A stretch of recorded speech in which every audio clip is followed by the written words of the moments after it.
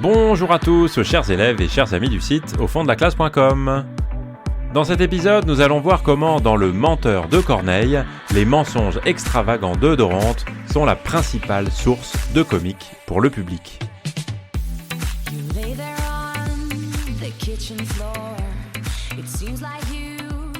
Alors pour prendre un peu de distance d'abord et voir un petit peu comment on va fonctionner pour la première partie de ce cours, voilà quelques explications.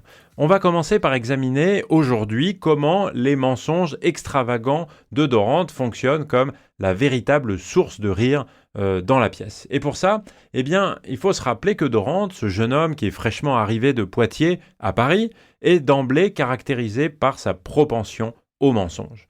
Ces inventions ne sont pas de simples petits arrangements avec la vérité, non, ce sont des affabulations grandioses, démesurées, qui frappent l'imagination par leur audace et leur invraisemblance à peu près totale. Et c'est précisément cette extravagance qui produit un effet comique puissant et qui fait de Dorante un personnage qui est mémorable, un peu extraordinaire pour le spectateur. Alors, examinons d'un peu plus près 3 de ces plus remarquables mensonges dans la pièce et voyons un peu comment ces mensonges génèrent le rire chez les spectateurs et les spectatrices. Alors d'abord, il y a donc son mensonge plutôt, sur son faux passé militaire. Dans l'acte 1, scène 3, Dorante n'hésite pas à s'inventer de toute pièce un glorieux passé d'aristocrate militaire. Et évidemment, dans une société où l'aristocratie règne, c'est bien une vertu que celle de combattre qui est mise tout en haut de tout ce qui peut exister dans la société. Alors lui qui vient de finir ses études de droit à Poitiers et qui n'a jamais eu le moindre passé, la moindre expérience militaire, il se présente, alors qu'il arrive à Paris, à Clarisse, comme un guerrier valeureux. Je vous fais une citation que vous pouvez retrouver d'ailleurs dans le cours sur le site internet au fond de la classe.com. Je m'y suis fait 4 ans craindre comme un tonnerre. Que n'ai-je pas appris? Que n'ai-je pas écrit? Et vous remarquez ici l'hyperbole, craindre comme un tonnerre, qui donne immédiatement la mesure de son exagération. Et Dorante poursuit en détaillant ses prétendues prouesses extraordinaires de la guerre. J'ai vu la guerre là bien plus qu'en votre France. L'Allemagne a servi de théâtre à la guerre. J'ai vu de tous côtés les peuples désolés. Et ce qui rend ce mensonge particulièrement comique, c'est le contraste évident entre l'apparence de ce jeune homme tout frais sorti de l'université, c'est un très jeune garçon, et les exploits guerriers extraordinaires qu'il s'attribue lui-même. Et le spectateur, la spectatrice qui connaît évidemment la vérité, peut savourer pleinement l'ironie de la situation, d'autant plus que Clarisse et Lucrèce semblent elles-mêmes impressionnées par ce récit inventé de toutes pièces par ce jeune Dorante. Le deuxième mensonge qu'on peut évoquer ici, c'est la fête somptueuse sur l'eau. C'est le deuxième grand mensonge de Dorante et peut-être d'ailleurs le plus extravagant. Il arrive aussi à l'acte 1, dans la scène 5, quand il s'attribue l'organisation d'une fête extraordinaire sur l'eau. Alors, dans les qualités aristocratiques qu'on peut connaître à cette époque-là, il y a, comme on l'a dit avant, la guerre, puisque les nobles, ce sont ceux qui se battent, ceux qui protègent les autres ordres de la société, mais les nobles, ce sont aussi des personnes de cour, des gens qui savent se tenir à la cour et éventuellement donner des fêtes, des cérémonies et se montrer de cette façon auprès des autres aristocrates ou du reste de la société d'ailleurs. Et Dorante s'attribue donc une fête somptueuse, imaginez sur l'eau, ça veut dire un budget extravagant, quelque chose de grandiose, et en fait il apprend lui-même qu'une telle fête a eu lieu, et il prétend immédiatement en être l'auteur. Je vous cite encore un passage de cette scène 5 de l'acte 1, où Dorante dit ceci. « Je fis de ce bateau la salle du festin. Là, je menai l'objet qui fait seul mon destin.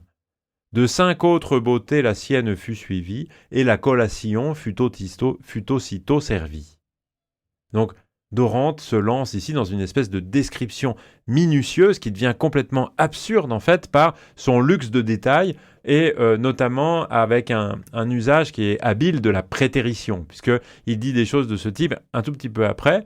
Je ne vous dirai point les différents après. La prétérition, ça veut dire, c'est une figure de style, on peut dire ça comme ça, qui consiste à dire « je ne vous dirai pas je ne sais pas quoi », et puis évidemment, en disant ça, de le dire. Donc je reprends la citation. « Je ne vous dirai point les différents après, le nom de chaque plat, le rang de chaque mets. Vous saurez seulement qu'en ce lieu de délices on servit 12 plats, et qu'on fit 6 services. » Et vous voyez que l'exagération ici est énorme. Et puis, il y a une espèce de prétention un peu ridicule dans cette situation à employer la prétérition. Et ça arrive encore à une gamme supplémentaire quand il est question de la musique, qui est évidemment une marque de luxe très importante dans une fête de ce genre-là. Et je vous fais une dernière citation. « Cependant que les eaux, les rochers et les airs répondaient aux accents de nos 4 concerts. » Et donc, vous voyez, en plus de tous les plats, de tous les mets les plus luxueux, les plus extraordinaires qui soient, des 6 services, eh bien, tout ça se fait aux accents de nos 4 concerts. Et ça, évidemment, c'est un signe extrêmement luxueux de la fête. Et on peut donc dire que ce mensonge-là est comique, et ce qui le rend d'ailleurs particulièrement comique peut-être, c'est son inutilité apparente, puisque Dorante ici ment par pure virtuosité, par pur plaisir de l'invention, et c'est l'accumulation de détails très précis qui donne à son récit une apparence de vérité, tout en trahissant pour nous, spectateurs et spectatrices, par leur excès, leur caractère complètement inventé et mensonger. Et le spectateur assiste ici à une véritable performance d'improvisation, où Dorante semble se griser, s'enivrer lui-même de ses propres inventions. Et puis, ce mensonge, il a aussi une dimension ironique supplémentaire que le spectateur connaît, mais que Dorante lui-même ignore. C'est qu'il se vante de cette fête devant Alcippe, qui est précisément le fiancé de Clarisse, la dame en l'honneur de qui cette fête a été réellement donnée, comme le murmure Philiste à Alcippe.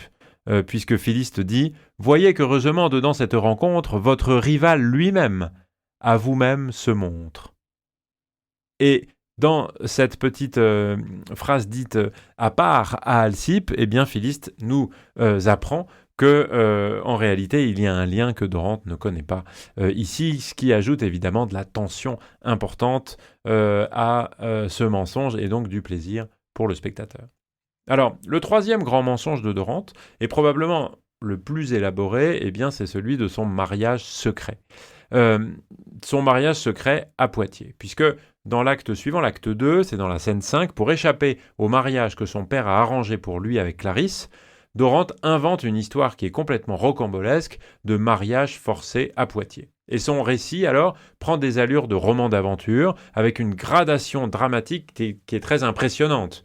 Je vous cite le texte. C'est Dorante qui parle. « Désarmé, je recule et rentre. Alors Orphise, de sa frayeur première aucunement remise, sait prendre un temps si juste en son reste d'effroi qu'elle pousse la porte et s'enferme avec moi. » Vous voyez que là, il y a une mise en scène où Dorante explique à son père qu'une jeune femme, Orphise, effrayée de le voir, eh bien, s'est enfermée, a poussé la porte derrière elle, et lui s'est retrouvé enfermé avec elle. Donc tout ça, c'est une mise en scène évidemment,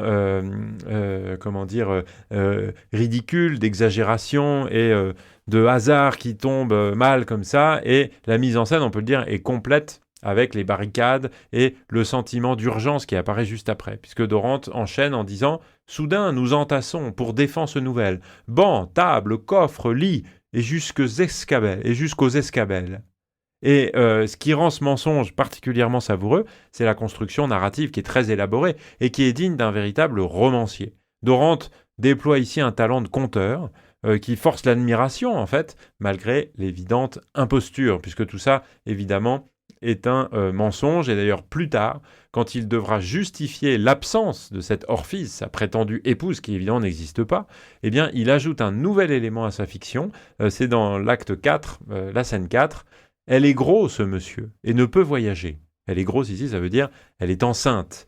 Et cette nouvelle invention, qui montre que Dorante s'enfonce un peu dans ses mensonges, eh bien, d'une certaine manière, elle montre aussi son habileté, l'habileté de Dorante à rebondir, mais aussi l'engrenage comique dans lequel ces mensonges l'entraînent, puisque chaque nouveau mensonge l'oblige à en inventer un autre pour maintenir la cohérence de sa fiction, ce qui crée évidemment une mécanique du rire qui est imparable pour le spectateur, d'autant que chacun et chacune d'entre nous s'est déjà trouvé dans cette situation de dire un mensonge à quelqu'un et de devoir, face à des questions, des doutes ou un changement de situation, devoir en inventer d'autres. Et quand son père, le père de Dorante, lui demande le nom de son prétendu beau-père, eh bien Dorante est pris complètement au dépourvu, ce qui est peut-être déjà arrivé à certains ou à certaines d'entre vous comme à moi.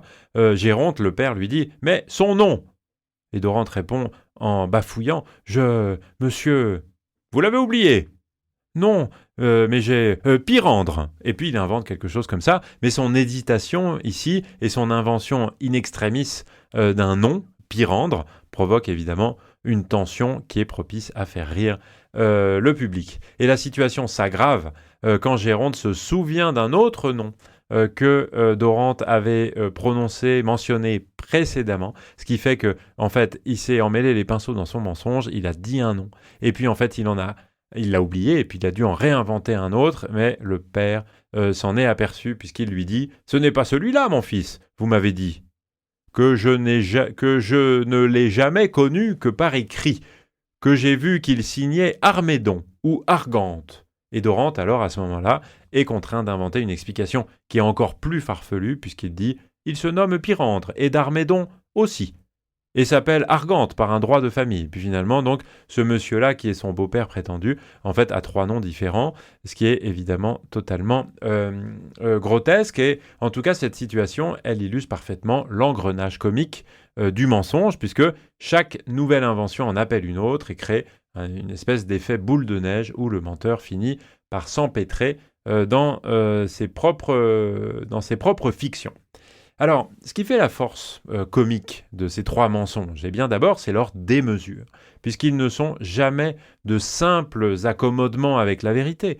Ils sont toujours de véritables créations, des fictions élaborées, qui révèlent un talent d'improvisation assez impressionnant chez Dorante. Et puis ensuite, c'est le contraste entre ces inventions grandioses et la réalité connue du spectateur qui produit un effet d'ironie dramatique, puisque le public, qui est complice du dramaturge Corneille, peut savourer l'écart entre la vérité et la fiction, ainsi que l'aveuglement des personnages qui croient Dorante.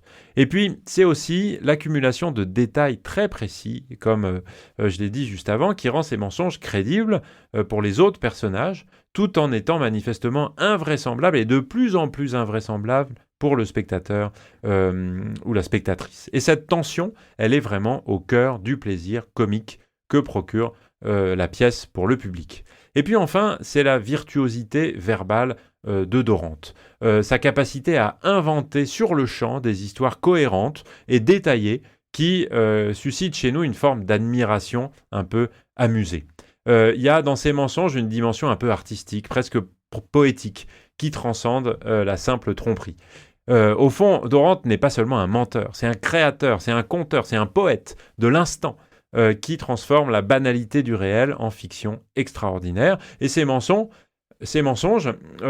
ils sont des tromperies, mais ils sont en quelque sorte des performances, des improvisations qui font de lui un expert. Et dans notre prochain épisode, on verra comment les mensonges, d'ailleurs, ne sont pas l'apanage du seul Dorante, mais se retrouvent aussi chez d'autres personnages, qui créent évidemment un véritable système du mensonge dans la pièce. Voilà, en tout cas, ce que je souhaitais partager avec vous sur les mensonges extravagants de Dorante. Vous pouvez retrouver un certain nombre de choses sur le site internet aufonddelaclasse.com. Je vous dis merci beaucoup de m'avoir écouté et à très bientôt. Ciao, ciao. You lay there on the kitchen floor.